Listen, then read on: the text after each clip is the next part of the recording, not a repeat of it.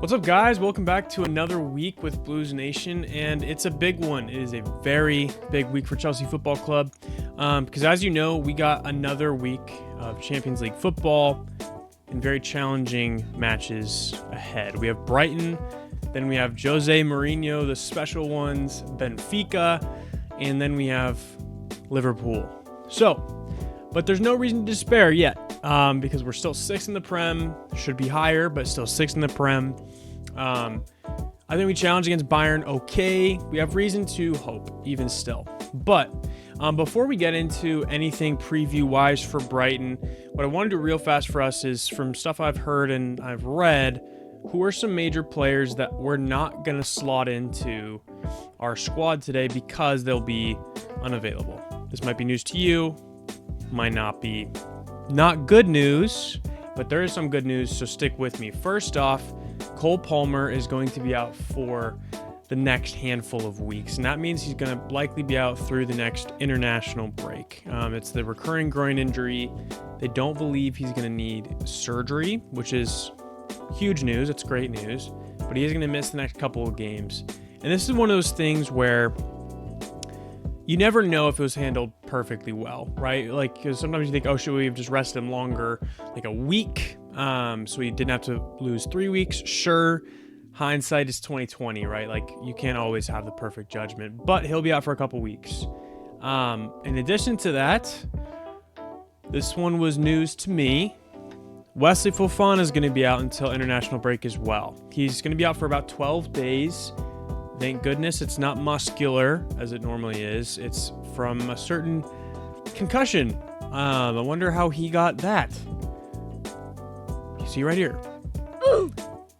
Terrible news. I don't know if you guys watched Lincoln City. That game was painful to watch, and I don't think it's that much to be worried about. I mean, we were playing so many of our youngsters, and I heard a good comparison saying that when you have youngsters, right, like the kind of academy graduates type of level, people that are still playing in academy football, League One is actually kind of a comparable level for them.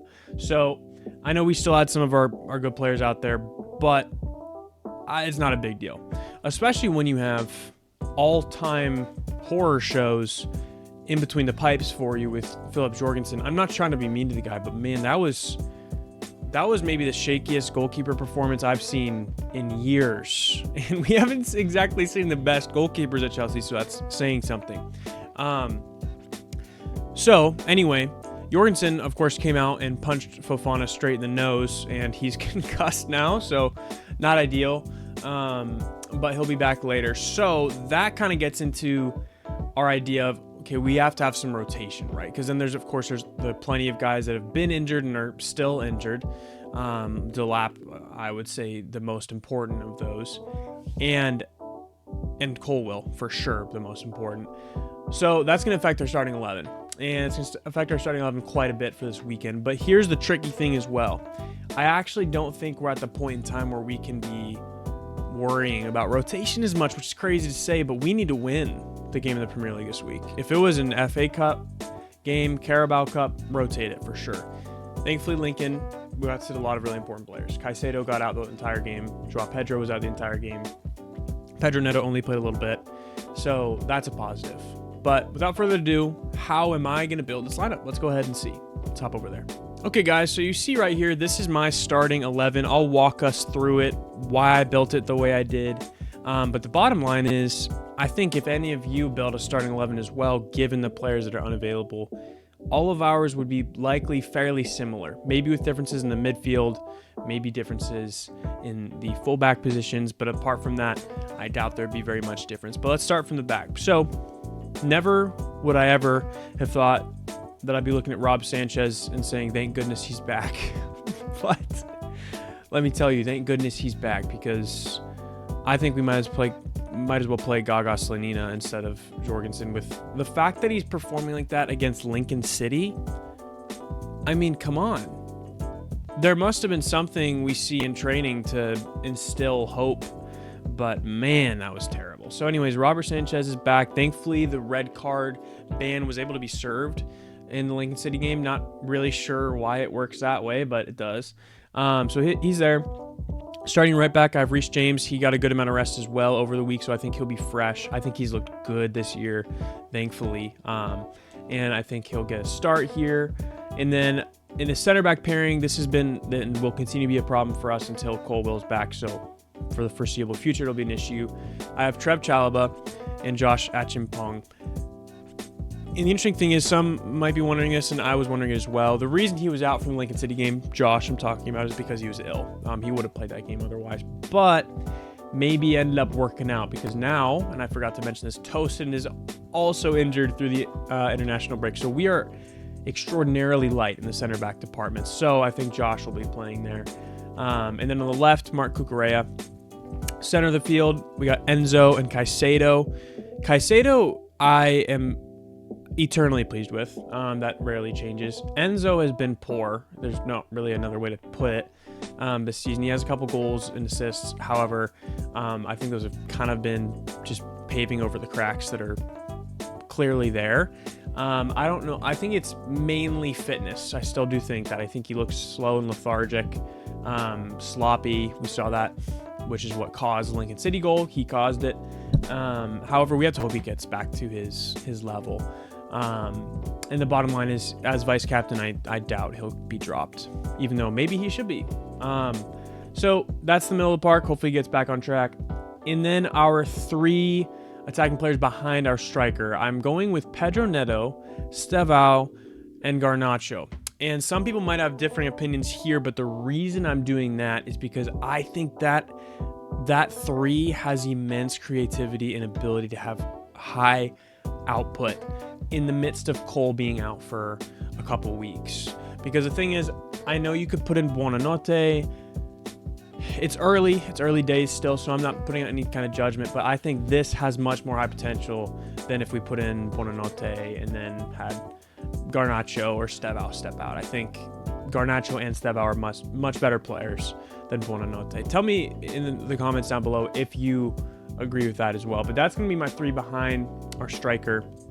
I think those players will all work hard. I think they'll all have the ability to be creative and get behind the defensive lines and create. And it'll be fun to see Estevao kind of take the stand for Cole Palmer while he's out in this 10 position, because we've seen him on the wing quite a bit and he looks electric. But it'd be interesting to see him kind of playing that 10 position as well. And then up top, I have Joao Pedro, and he got to rest this weekend as well, or this past week, which is huge because I definitely think he looked very tired the last couple games. So that's big. I think this will be a big game for him pride-wise, playing against Brighton. And he did not leave that club in glory, we can put it that way. He was kind of almost bomb squad type player. But I think it'll be a big game for him. And I mean, look at this starting 11, right? We have Robert Sanchez, former Brighton. Mark Cucurella, former Brighton. Moises Caicedo, former Brighton. Joao Pedro, former Brighton, right? And we have Buonanotte, who could come on, former Brighton. And probably a few I'm not even thinking of, right?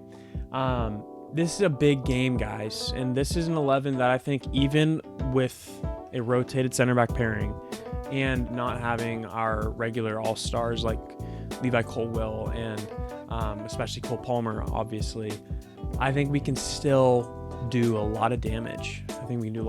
So what are my keys to the game? Let's go ahead and wrap this up with my keys to the game and score prediction. So my first key to the game is we have to limit mistakes. The reason I'm saying that is because so many of the goals this past 7 to 10 days that we've given up in the games we've lost have been a result of our own doing. The Bayern game, we lost 3-1.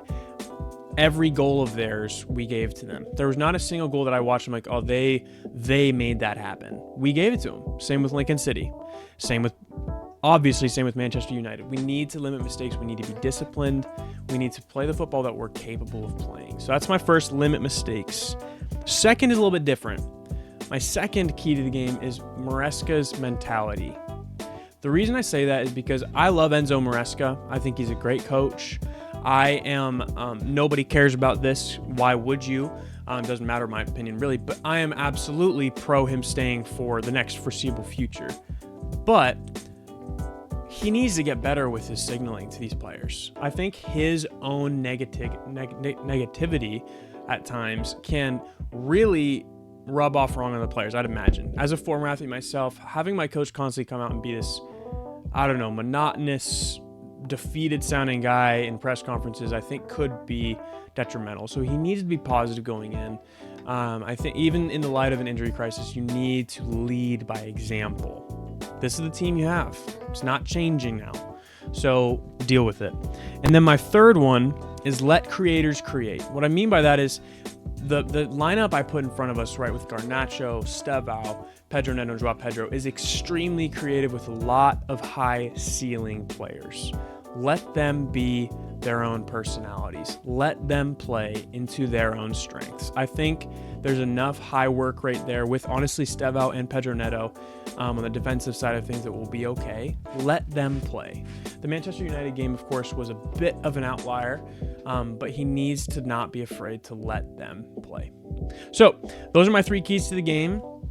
And my score prediction, at first I was honestly starting to think this is screaming draw to me, but I'm going to be positive because I got to keep telling myself, and maybe you do as well, this is a good team. The last 3 games, I look at all of them, and yes, we underperformed, but also there were such weird circumstances in all of those games, right? And I'm not trying to make excuses, but I'm trying to be real, trying not to be too negative and be realistic about these things, right? Bayern Munich, we gave them 3 goals.